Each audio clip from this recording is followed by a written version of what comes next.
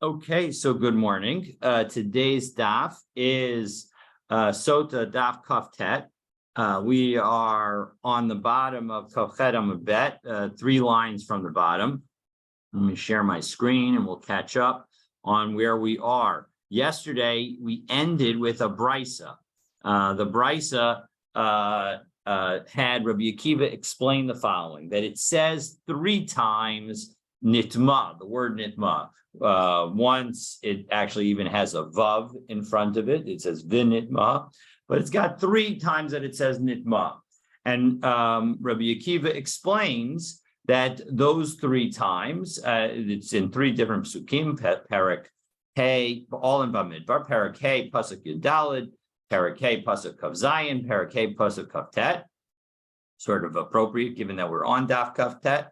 But in any correspond, and that those 3 repetitions correspond to the fact that the woman who is become a potential sotah, so she is prohibited to be with her husband, which is true until she drinks and is exonerated. Obviously, if she's violated the law, then she wouldn't be allowed to be able to be with her husband again. The second is she can't be with the accused adulterer. That's assuming that she does not drink and the husband just drops dead, or the husband divorces her and they just. But then she would not be allowed to be with the accused adulterer because there's a general rule that you can't. That she, if one were to engage in adultery, so then one is not allowed to. Hello. One is not allowed. We are on Daf Kaftet. One is not allowed to join the.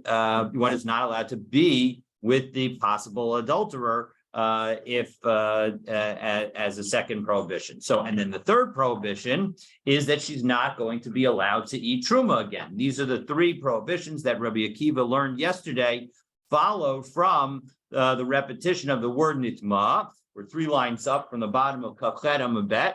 Hello, Mark. Hello, Lori. Come on in. You can come sit over here and over here. So, and then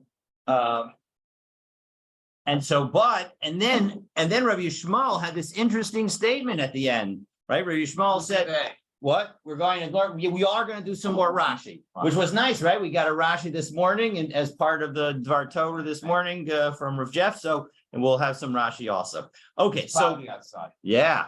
All right. So where are we? So Rabbi Yishmael in that same brisa, what did Rabbi Yishmael respond with the brisa? So Rabbi Yishmael said that actually, even though Rabbi Akiva had not said anything about marrying a Kohen, Rabbi Yishmael said, and you know what else? You can't marry that woman. The Sotah woman is not allowed to marry a Kohen because we have a Kal V'chomer. Because the Kal V'chomer is that if a divorcee who is allowed to eat truma can't marry a Kohen, well, then certainly this woman who can't eat truma should not be allowed to marry a Kohen. And so, but we had some problems because the brisa seems to imply that Rabbi Yishmael is arguing, but we have no idea what they're arguing about. And moreover, why is he raising this concept of marrying a Kohen when Rabbi Akiva hadn't mentioned it? So as we pick up on the 3rd to last line, with the very beginning of the 3rd to last line on Kafchet Amabet, so the Gemara is going to attempt to clarify this issue. So for Rabbi Akiva, for Rabbi Yishmael, and when it comes to Rabbi Yishmael, Amar Rabbi Akiva Truma umahader le ihu kahuna. I don't understand. Rabbi Akiva talked about truma, and Rabbi Yishmael is suddenly raising the concept of marrying a Kohen. I don't understand what's going on here. Visu, and moreover, Rabbi Akiva kahuna minale. If in fact there is a rule regarding kahuna, what is the rule? What's the status of it? Meaning, how do I know that it's prohibited if in fact he's not allowed, she's not allowed to marry a Kohen? And you want to say that, well, 1 second, maybe we could argue that kahuna does not require a pasuk, shaharei asa basafek zona tizona, because of course we've already given the principle that in connection with Sotah, we often will treat, even though there's an uncertainty about whether or not she had an affair, we're going to treat her as if she definitely had an affair. Well, if that were true, if that were your basis of this analysis, that analysis would apply truma nami lo tibaikra. You wouldn't need a pasuk for truma, because if in fact we know that she definitely had the illegal relationship, well, then she would not be allowed to eat truma. And so if we're just going to treat her as if she definitely had the illegal relationship, well, then she then we don't need a pasuk either for truma or for marrying a Kohen. And of course, if we were to end up saying, well, maybe Rabbi Akiva believes in Rabbi Yishmael's Kal V'chomer, well, then there's no argument whatsoever. So clearly we're in a stuck situation. We need to have some kind of source. Again, because Truma Nami Lo Tibai Kruk Shahare Asaba Suffix Zona Kazona. Again, the same situation that with respect to Truma, where if we could treat the uncertain case like the definitive case, well, then truma would automatically be prohibited, and we wouldn't need the fact, one of the references to nitma turned out to be a reference to truma. So we don't need that if that's your basis. So as Ella Rabbi Akiva Arba Kraiksivi. So we're going to effectively reread the Brisa. We're going to reread the Brisa and say that in fact there are 4 references. Although our Brisa said that there are 3 references to Nitma, actually, according to Rabbi Akiva, there are 4 references. And let's take a look at the Rashi here. There's a Rashi is 1, 2, 3, 6, 7 lines down in the narrow lines. El Rabbi Akiva Arba Kroi Ksivi. There are 4 actually written. You say that they're extra. Beis Nitma. 2 times it says the word Nitma, just as the word nitma, nun tet mem aleph hey, v'chad v'nitma, and 1 time it says v'nitma, meaning that you have both the word nitma and the vav in front of it. V'Rabbi Akiva darish vave hare arba. So as a result, he has 4 sources to derive lessons. And so now that he has 4 sources to derive lessons, everything is clear, because chad lebal, one of the sources of nitma, refers to the prohibition that she's not allowed to be with her husband after she has been successfully accused and becomes a potential sotah. Then chad levoel, one is to the person with whom she potentially had relationship.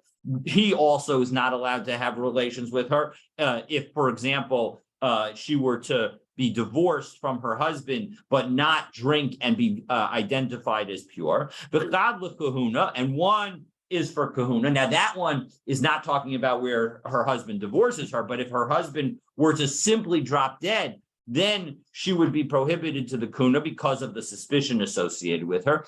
V'chad l'truma, and 1 that if she were to be divorced, if let's say she's the daughter of a Kohen, then she would not be allowed, and she gets divorced and she has no children, even though in an ordinary case, when a woman is divorced without children, and is the daughter of a Kohen, she's allowed to go back to her father's house and continue to eat truma. That would not be the case for this woman, because she would still be in the sotah category.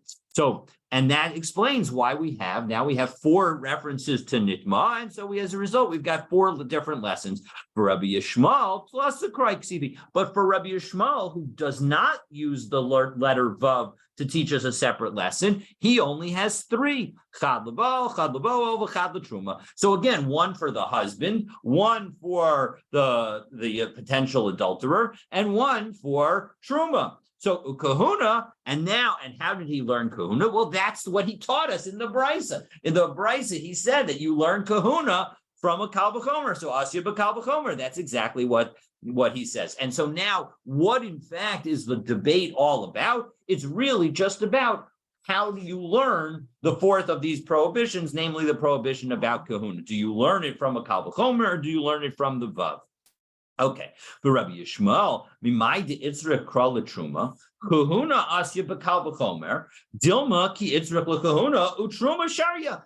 How do you know Why is it? So we have 4 different lessons that you can learn. And he learns 3 of the lessons from the psukim and 1 from a Kal V'chomer. But maybe the 3 lessons that should be learned are all about relationship and not about eating truma. You sort of, you remember back to sort of, if you have the Sesame Street of one of these things is not like the others. If I were to tell you which of the things is not like the other, she can't have a relationship with her husband. She can't have a relationship with the person with whom she's suspected to have done adultery, and she can't have a relationship with a Kohen, and she can't eat truma. Which of those would you say is different? You'd say the eating the truma is different. So why not say that the 3 references in the psukim are really supposed to be for the 3 relationships, and as a result, we don't have any basis to say truma is prohibited, and so as a result, we would say that actually for the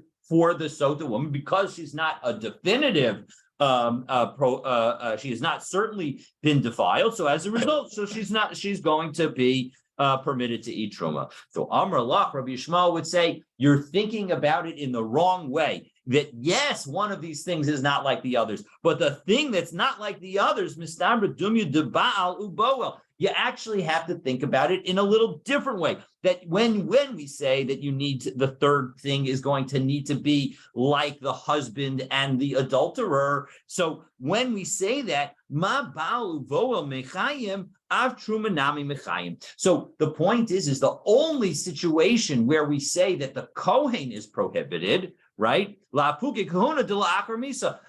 only situation where we say that the Kohen is prohibited is a situation where the first husband has died. Because if the first husband divorces her, then she's prohibited to a Kohen because she's a divorcee. There's nothing to talk about. But if we say that she's, so the only situation where we could even think to have the prohibition is where the husband has died. But when you look at the other prohibitions that we're talking about here, the truma prohibition, the husband prohibition, and the adulterer prohibition, all of them at least also apply when the husband is alive. Obviously, the husband's dead. That's not relevant for the husband, but certainly the husband is prohibited while he's alive as long as she hasn't drunk.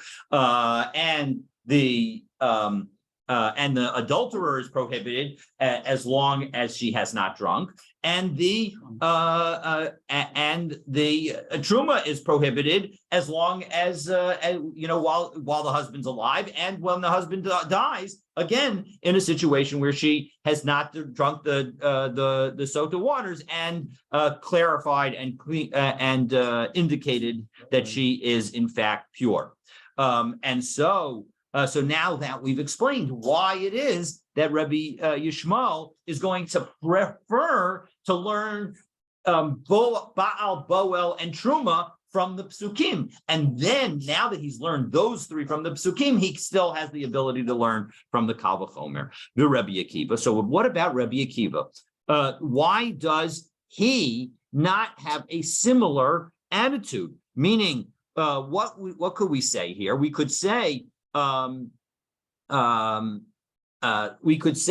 that dumya debal uvo alesle, meaning why does he ignore the Kal V'chomer and use the 4th pasuk for the situation of marrying a Kohen? So one possibility is dumya deval uvo el lesle, that he doesn't believe in the concept of it has to be like the husband. And so as a result, if he only had 3 lessons to learn,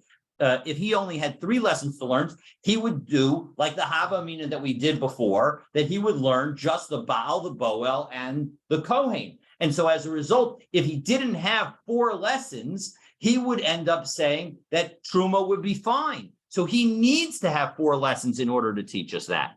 The Inami Islay, or alternatively, he does have the concept of the fact that it needs to be like the Baal and the Boel. So meaning that if he only had 3 lessons, he would learn a Baal, Boel, and Truma, but and therefore he could have learned the Kohen lesson from a Kal V'chomer, but he has the following. He knows the following: Milsa da'asi b'Kal V'chomer tarak v'kasav lakra. That even something that is written in that we could have learned from a Kal V'chomer, the Torah can potentially teach us it. So as a result, that's why. So it's totally okay that the Torah has taught us something that we really didn't need to teach, because the Torah does that on a regular basis. Okay.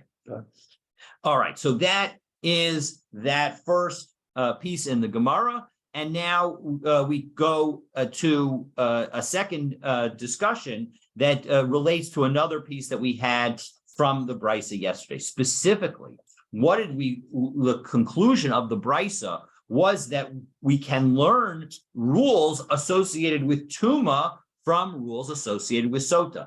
And specifically, we learn rules associated with Suffolk Tuma from the case of Sotah, because a Sotah is in and of itself a situation of Suffolk. And what is the rule that we learn? We learn that if, in fact, you have a Suffolk Tuma situation, and there is somebody to ask a question, well, then if you are in Rishus HaYachid, we're going to say Tamei. And if you're not in Rishus HaYachid, then we'll say Tahor. And of course, if you don't have somebody to ask, then we'll also say Tahor. And how do we learn all of that from Sotah? We learned it from Sotah because the Sotah woman herself needs to be secluded with the adulterer, and that is by definition a Rishus HaYachid. And so as a result, and by definition, the woman is somebody that you could ask, did you do anything? And so as a result, we have both of these concepts by Sotah, and we learned it over to Tuma as well. And now Rav is going to teach us, and Gidol will teach it in Rav's name, the fact that there's another source for this concept. So Amar Rav Gidol Amar Rav. Rav Davar sheyesh bo das l'shoel ve'ein bo das l'shoel. Right there, we're going to distinguish between a case where there's somebody to ask and where there's nobody to ask. Mahai Kranafka. We can actually derive that distinction from the following pasuk. V'habasar asher yiga b'chol tamei lo yeachel. The pasuk begins that the meat that touches anything that's tamei, that meat should not be eaten. Vadai tamei hu de lo yeachel. It's only a situation of certain tuma that touches this meat, this kodesh meat, that is going to cause the meat not to be eaten. And the next words are that the meat gets burned. And then, but Suffolk Tameh, the Suffolk Tahor, Yeachel. But if we're uncertain whether something touched it and it was maybe Tahor and maybe Tameh, then we would be okay. So Ema Sefer. But 1 second, now we have a pasuk that the end of the pasuk is going to have what appears to be an internal contradiction. Because Vahabasar, the end of the pasuk is Vahabasar, Kol Tahor, Yochal Basar, that when it comes to the meat that is kodesh, the meat that was sacrificed, that was from a sacrificial animal, that meat only someone who is tahor is allowed to eat. Well, that implies vadai tahor hu de yochal basar. It's only somebody who is certainly tahor that can eat that meat, implying has safek tameh, safek tahor. If the person himself is a safek tameh, safek tahor, so he's uncertain about his status, well then lo yochal, he would not be allowed to eat. So how do we understand these two parts of the pasuk? Because the first part of the pasuk implies that a safek is going to be not problematic, and the second part of the pasuk suggests that a safek is going to be problematic.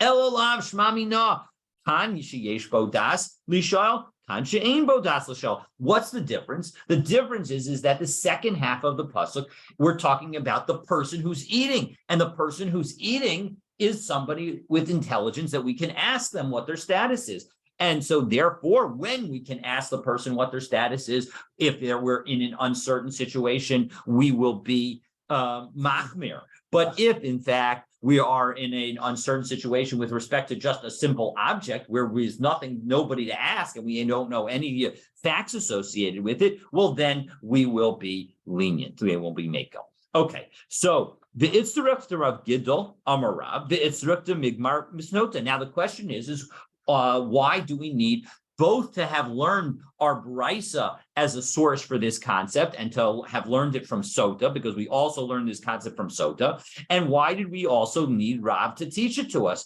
Why do we need both?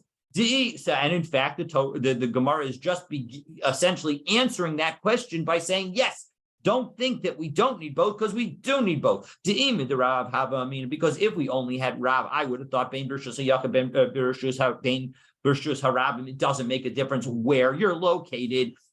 All that matters is whether or not there's somebody that you can ask about the situation. So it's Migmar Misotah. Therefore, we need the Sotah concept, because the Sotah concept is what tells us that it's only in a case of Rishos HaYachid that we would apply this principle. Ve'im is Sotah Havamina, and if we only had the situation of Sotah, Ad Ikadas Noga Umagia. Well, in the Sotah situation, the two people involved, meaning the adulterer and the wife, are both people of intelligence. So maybe you need to have a situation where the two objects involved in the question of whether or not an object became tameh both have intelligence. Maybe it's not enough to have intelligence on just one side. And so that's why it's important to have the pasuk, because the pasuk teaches us that if the person who eats the meat has the suffix, even though they're intelligent, even though the other object in that situation is meat, which doesn't have any intelligence, and so as a result, it cannot be asked, so that is sufficient. It is sufficient to have uncertainty. So as a result, we conclude sricha. So therefore, it's necessary. Okay, so that brings us to the two dots, and now we have to get a little bit of background to remind us a little bit of Tuma and Tara. So we learned in the Mishnah, I guess 2 days ago, that Rabbi Yochanan ben Zakkai was concerned that future generations were not going to recognize the concept of shlishi for Tuma of Truma and Revi'i for Tuma of Kodshim. I mean, I think it only mentioned the Shlishi, but the bottom line is that he was worried that because those concepts are not explicit in the Torah, so then people might have thought that it's okay, that there's nothing wrong with Tuma that becomes a Shlishi for Tuma, a Truma, that becomes a Shlishi for Tuma, or a Kodshim that became a Revi'i. And so as a result, people might end up violating the law.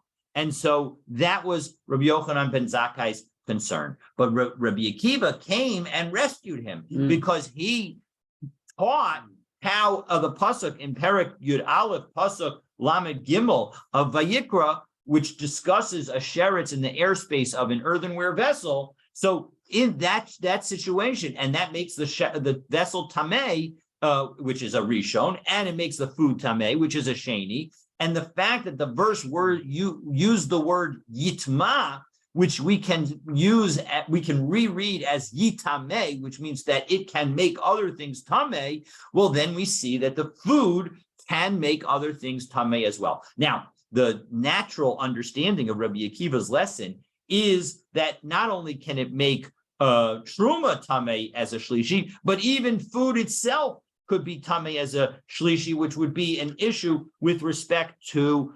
Meiser Sheni and bringing it to Yerushalayim.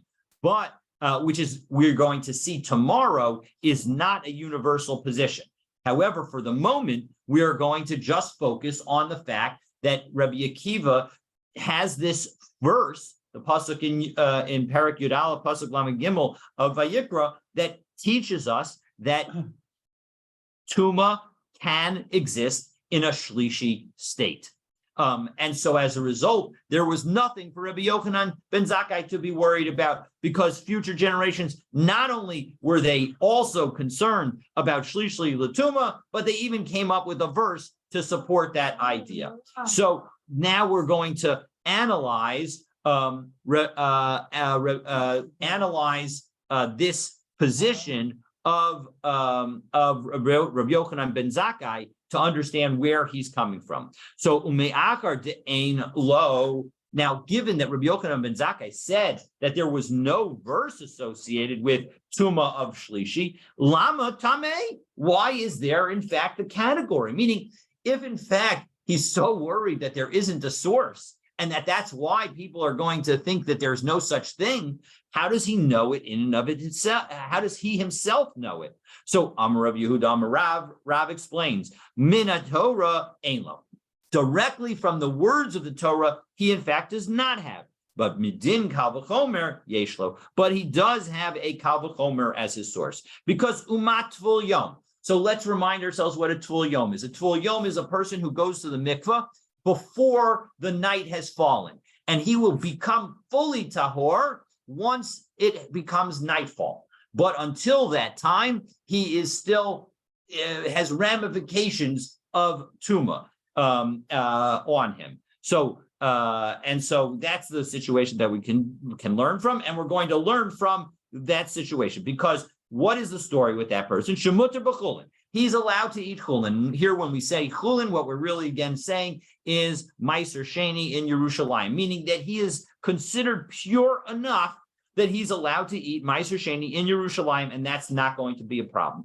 And yet, Hosel B'Truma, if in fact he were to want to eat truma or to even touch truma, he would actually cause a problem. The truma would become tameh, and he would violate the prohibition against eating truma in a state of tuma. So as a result, if that's true with respect to that, kikar sheni, if you have a piece of bread that is a tuma, a sheni l'tuma, that is considered the second level of tuma, shepasul b'chulin, that food cannot, in fact, be used as Meiser Sheni food. And so, Eino Din, Shiyase Shlishi B'Truma, shouldn't it certainly cause a Shlishi of Truma? Meaning, just as he can't touch the Truma, so too the Sheni can't touch the Truma. After all, he can touch the Truma and he can touch Meiser Sheni and not have any problems. But the Sheni of Tuma can't be Meiser Sheni. So and so as a result, just as if he touches Truma, it causes it to become problematic, so too should the Sheni of Tuma. What does Kal Sheni Shepasul B'Chulin mean? That you cannot have, if you have a piece of bread or anything that is Meiser Sheni, if it had a status of a sheni of tuma, you would not be able to eat it. It would need to be redeemed and converted over to other food. But the Gemara doesn't say maser sheni. It says chulin, but the implication clearly it can't just mean chulin, because any chulin can be even fully tameh. Maybe it's talking about chaverim shochlim chulin b'tara. That's why we're reading the Gemara. That could be a read of the Gemara. That could be a read of the Gemara. And so yes, I do believe that there I can't find it like immediately, but I'm pretty sure that one of the Rashis touches on it and references Meiser, but I'm not 100% sure and wouldn't be able to find it immediately. Okay. So, so in that situation, so we have this kal v'chomer. The kal v'chomer is that if you have a sheni l'tuma, it is problematic with respect to tuma, whether it's for somebody who's careful about tuma, or if it's just the problematic for tuma because of meiser sheni. And it would and I'm sorry. So the first source is a tvul yom. A tvul yom can eat meiser sheni and is considered tahor with respect to any kind of situation of eating chulin, but he can't touch truma. So similarly, so certainly a piece of food that is a sheni l'tuma, which cannot be eaten as tahor, and should certainly cause truma to become problematic, meaning that it should be a shlishi. The problem is no, we can refute this kal v'chomer because malat tvul yom shekain av hatuma. That tvul yom, assuming that let's say it was a zav or an other situation, that tvul yom is a av hatuma. He was the primary source, and yet food can never be the primary source of tuma. And so as a result, that doesn't make, maybe that's the distinction. So Tacey, we're going to come up with 3 more efforts, and we'll finally combine a bunch of things and create a tzad shava. But mitvul yom desheretz. So no, don't think that we're talking about a tvul yom who himself was, either because he was a zav or a balkeri or Tommy Mace or a mitzora. Don't think that we're talking about any of those situations. We're talking about a tvul yom who had touched a creepy crawly thing that made him tameh. And so as a result, now we have a decent relationship because both the food and the person were not avatuma. So no, because malat tvul yom desheretz shekain bimino avatuma. 1 second, but still the guy himself is potentially an avatuma, but the piece of bread could never be an avatuma. So that still doesn't work. We still have, you can't learn. Again, a kal v'chomer is all saying that if I can pick up 10 pounds, I can pick up 5 pounds. But if we add a different component that makes the 5 pounds more difficult, then it's not going to be a good kal v'chomer. So here we've done that. So we're going to say kli cheres yochiach. No, let's learn from kli cheres. Malak kli cheres shekain mitami ma'aviro. Oh, 1 second, but you can't do that. You can't actually learn from kli cheres. Again, the kli cheres would be that, again, we have a earthenware vessel that has become a tameh, that it in fact can be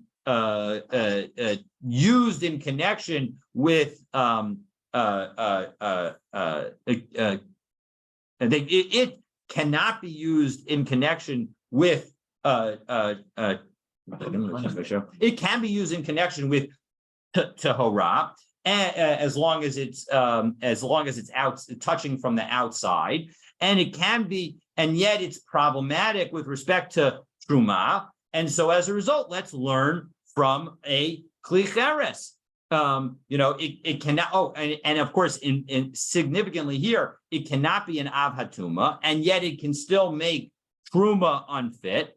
And so maybe we should be able to learn from that. So the problem is, no, malak kli cheres shekain mitami ma'aviro. There's something special about an earthenware vessel that isn't true with respect to the piece of bread or piece of food. And that is that an earthenware vessel, if something is in its airspace that is tameh, it makes the entire airspace tameh and everything inside the vessel tameh. And that is not true in general for other kinds of vessels or objects. And so that's a unique stringency. So just because something is true for an earthenware vessel, for a kli cheres, doesn't mean that it's necessarily true for anything else. So tvul yom yochiach. So now we can bring together the kli cheres and the tvul yom. The choser hadin. We'll use the two of them together, and now we have a tzad shava. That the two of them is the following: lo reizeh kareizeh, and both of them are different. Lo reizeh kareizeh. So each one has its unique attribute. Hatzad shava shebehen, and what is true about the two of them? Shemutarin bechulin. They are permitted in connection with chulin. Uposlin betruma, and yet they make truma pasul and kol shekain kikar sheni. So then certainly, if those two objects both have the quality that they're fine with respect to chulin, but they make truma problematic, well, then certainly a sheni of tuma, which is sheposa b'chulin, which is not problematic in the case of chulin, again, either in connection with meiser sheni or in connection with somebody who's trying to say tahor, deposal b'truma, or that's trying to only eat tahor. So deposal b'truma, that is going to be problematic with respect to truma. Okay, so that is the source. Now I will note that Rashi here has a real problem with this tzad shava.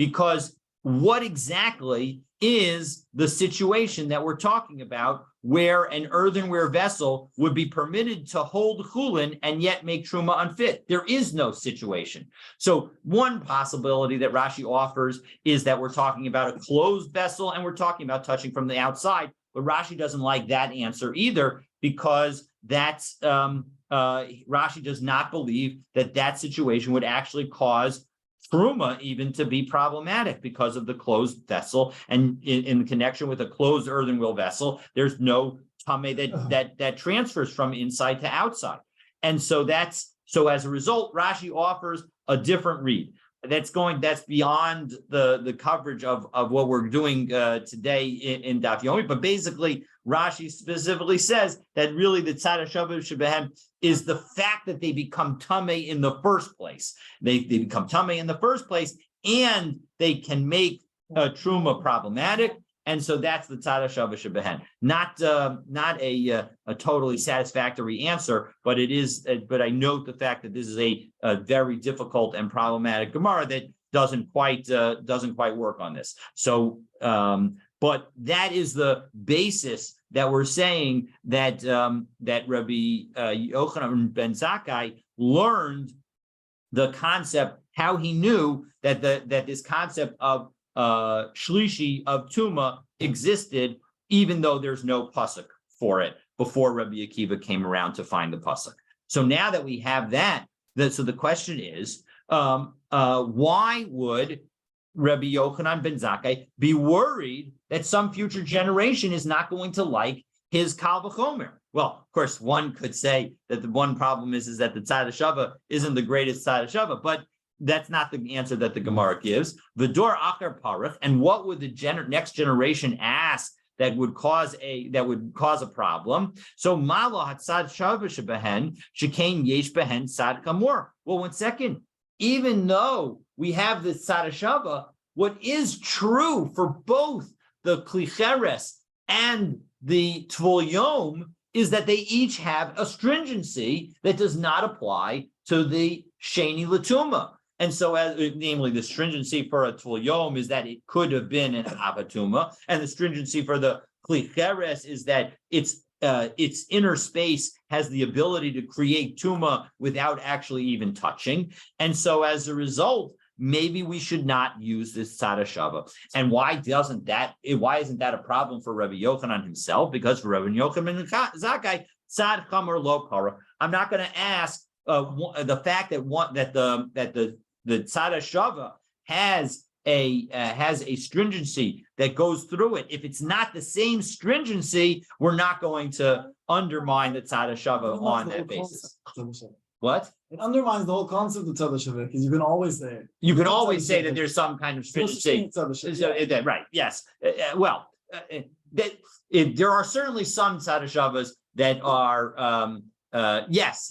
On some level, right? The whole reason that you get to a tzad hashava is because each item has something different, and so as a result, but I will note that that sometimes we don't have the difference can be orthogonal to the other items in the tzad hashava, and so as a result, it could just be that we're just saying that it's I can't think of it off the top of my head, but it could just be that it's different, not necessarily that that it has a specific stringency. So it could be that you could still have tzad hashavas, but the bottom line is Rabbi Yochanan, and of course the many tzad hashavas don't have that, and so as a result, you would really undermine almost the entire concept of tzad hashava if you had that. Okay, so now the Gemara now turns to the question of Revi for Tuma. So Tanya. So we're going to learn the status of Revi for Tuma from a brisa. So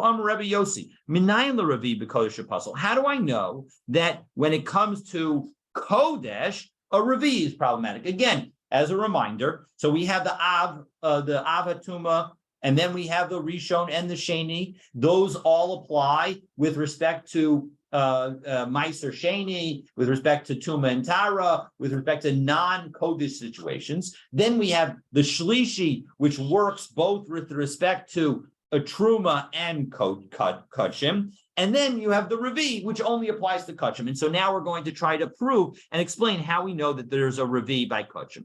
V'dinhu, we can actually derive it from a Kal V'chomer. Ma Mechusar Kippurim. So again, let's remind ourselves what a Mechusar Kippurim is. Mechusar Kippurim is that for certain kinds of Tuma, not only do you go to the mikvah on the last day, and then you have to wait for nightfall. That's the Tvul Yom situation. But then the next day, you have to bring a carbon. So this could be, for example, a Mitzorah. A Mitzorah brings a carbon on day 8. And so as a result, that would be a situation where the person is totally pure, but he has not yet finished his kapara. He's not finished the process. So shemuter betruma, that person, after he's done all the other things, they can even eat truma. But puzzle, but Kodesh, he's still not allowed to eat. Kodesh is not allowed to eat sacrificial meat.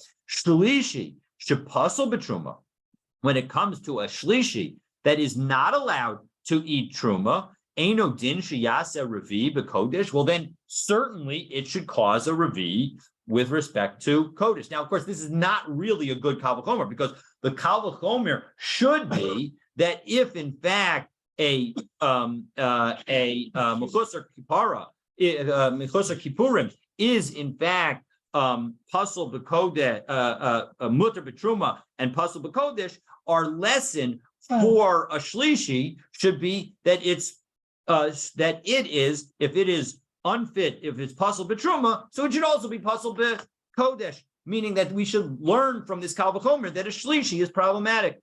And but Eino dinhu sheyase revi. Okay, so v'lamanu shlishi lekodesh min Torah.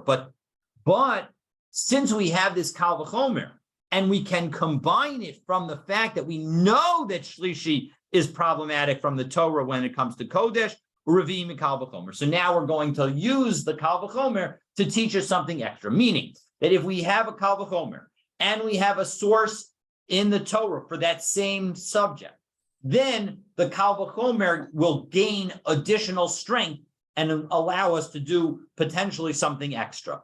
And that something extra is that it says that not only will the shlishi be aser le truma and for Kodesh, but it'll tell us that when a shlishi makes a revi, it will be aser le Kodesh alone. Okay, and how do we know shlishi le Kodesh min Torah minalan? How do I know that? Because it says that meat that touches anything tameh should not be eaten. Well, what is anything tameh? We know that from the Torah that there are at least 3 levels of tumah. There's the Ava tumah, there's the Rishon tumah, and there's the Sheni tumah. So if something has touched anything that's tameh, it shouldn't be eaten. Well, what does anything that's tameh include? It includes milo yaskina denaga b'sheni. Doesn't this tell us that it's touching something sheni? V'amarachmana lo ye'achel, and the Torah tells us it shouldn't be eaten. So as a result, that's how we know that there's a shlishi from the Torah. So as a result, revi mikal v'chomer k'da'amran, and we can learn the revi from the kal v'chomer as we said. Okay, so now Amar Rabbi Yochanan. Hambaribi, Aini Yodea Mahu. 1 second. I don't understand Rabbi Yossi's reading. And Rashi helps us here. Taimo shel Rabbi Yossi. He's referring to Rabbi Yossi. Shehu Chacham Gadol Hador. He was the Chacham and Gadol Hador, and he was the greatest person in that generation. And so as a result, he was referred to as Baribi. So Aini Yodea Mahu Shalam and Revi B'Kodesh. So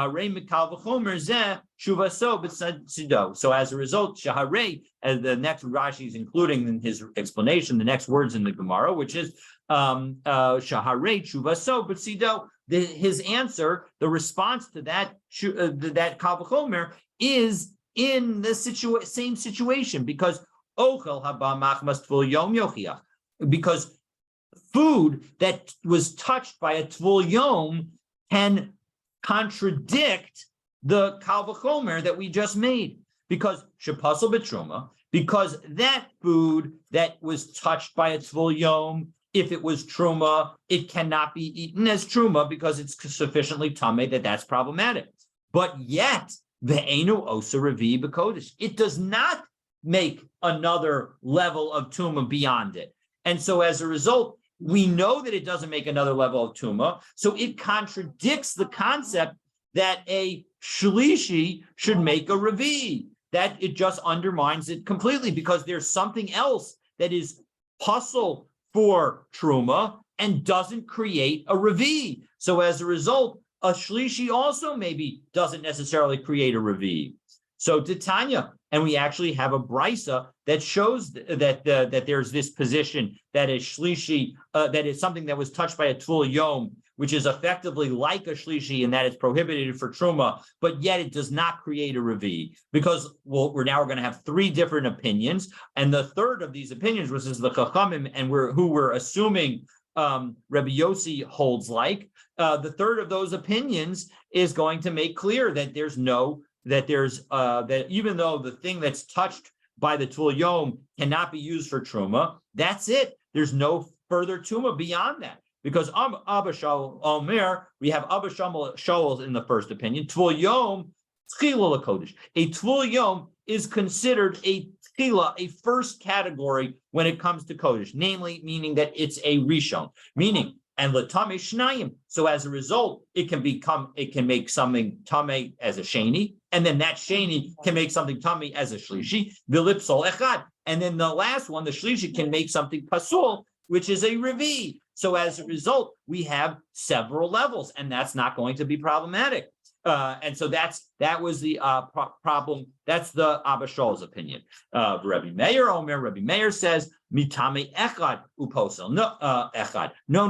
The Tvul Yom is like a Sheni of Tuma. It can make a Shlishi, one level, and then the Shlishi can make a Revi, which is Pasul. Again, just as a reminder, the language of the Gemara often uses tameh with respect to something that can make something else tameh, and pasul with respect to the final level of tuma, where there's no further possibility of passing along the tuma. So that's why the fourth level of tuma is often referred to as pasul.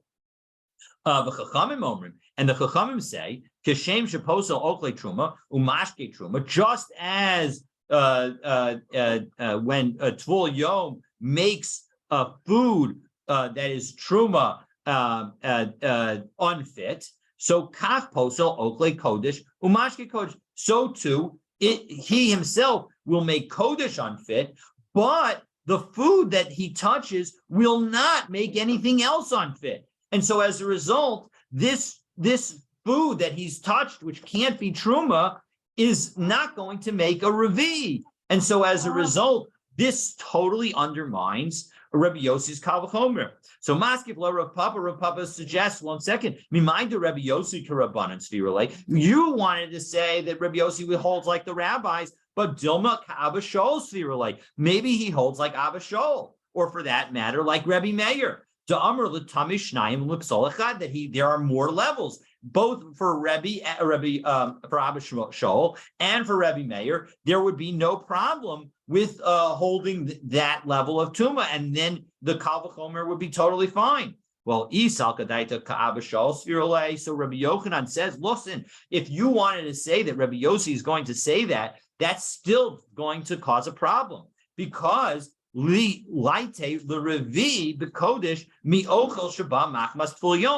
then in that case, why is he deriving anything from the case of Mechus or Kapara? He should be deriving everything that he taught from the case of a Tvul Yom who touches food.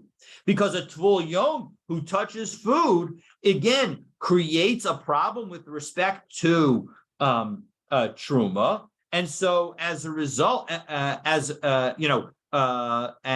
a result, should certainly be problematic with respect to the third and fourth levels. So, that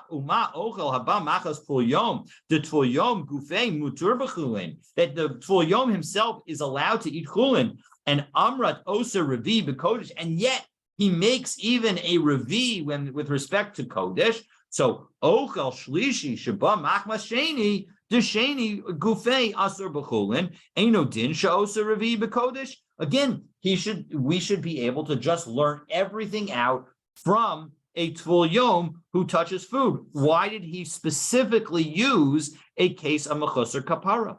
As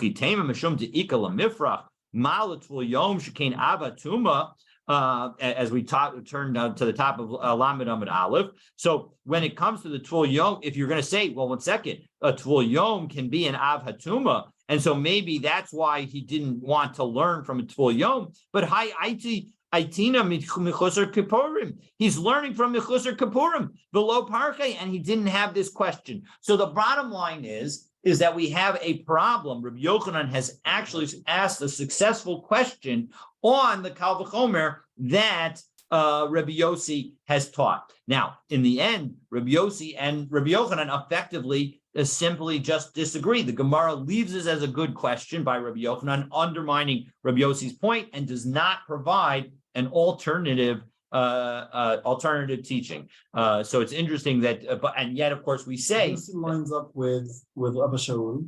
The question of the Gemara is why they didn't learn it from the same place. Correct. But he has, I mean, there's not a kushya on his opinion, right? It's just correct.